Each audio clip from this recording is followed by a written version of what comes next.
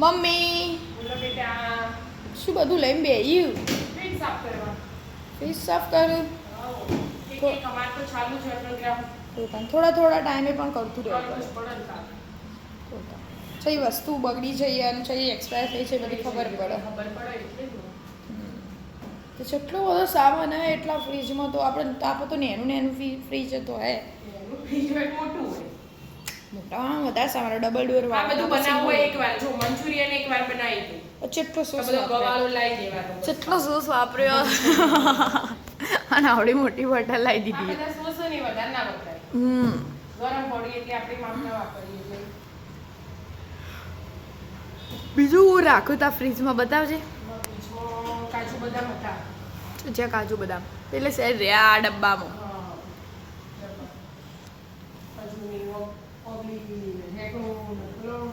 બધું જ આપણા ગયા તો બધું મળી જ રહે. મમ્મી કાજુ બદામ હમણાં પતી ગયા એટલે નવા લાયા એટલે આ જૂના ખાલી કિલોનું પેકેટ હોય એટલે ખાલી કરવા છે. એ જૂનું હોય ને ફેરીએ શાકમાં વાપરી દઉં. બરાબર. નવું લાવીએ ને એ ખાવા રાખો. ખાવાનું હોય ને હા એટલે એ તો તું અંદર પેલા ડબ્બા મૂક્યું હોય ને હાલ તો સ્ટીલના ડબ્બામાં બધું ભર્યું હમણાં જ લાયા દ્રાક્ષના કાજુ બદામના અંજીર ને બધું. આવું ઉપવાસ પતી જાય આવું મેં ફ્રીજમાં આવું ના વપરાય. ઉપવાસમાં ચોક તમે ખાઓ આવું ખાવાના એટલે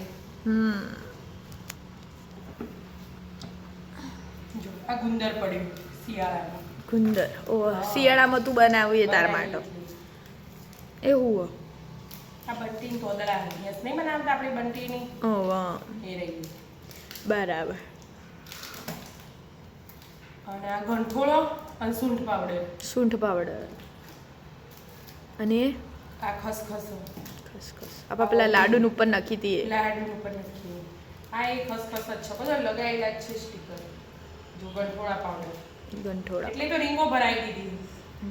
પેક કરેલું હોય ને હરખું બગડેલા. અને તને સાફ કરે તો બહાર બધું કાઢી દેવાના ડબ્બામાં લઈ દેવાનું પેલા નવા હોય ને આ વખતના એ અંદર મૂકી દેવાના.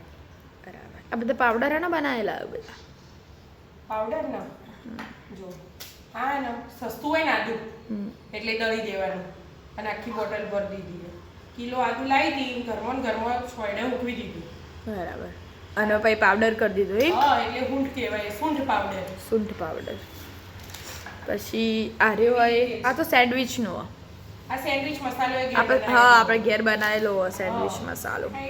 ઇલાયચી તજ ને લવિંગ મરી કાચની બોટલો ભરેલું જ છે. બધી ખાલી થઈ હોય ધોવા નાખવાની ને બધી ભરવાની. નવું લાઈન મૂકી હોય પણ હજી પડ્યું હોય ને એટલે હાલ નહીં ભર્યું પતી જાય પછી ભરવાનું. અને પેલી બાજુ શું હતા પેલી બાજુ તારા શાક માર્કેટ શાક માર્કેટ ઈ બસ મસાલા માર્કેટ ને શાક માર્કેટ. શાક માર્કેટ ઓહો એ હોય તો મસાલા એ બધા આપણે વાપરીએ છીએ એટલા બધા આ મકાઈની બાફા જ મૂકવાનું આ મરચાં બધી ભરવાના જ છે એવી રીતે. શું બનાવવાનું આજ બપોરે નક્કી થઈ ગયું?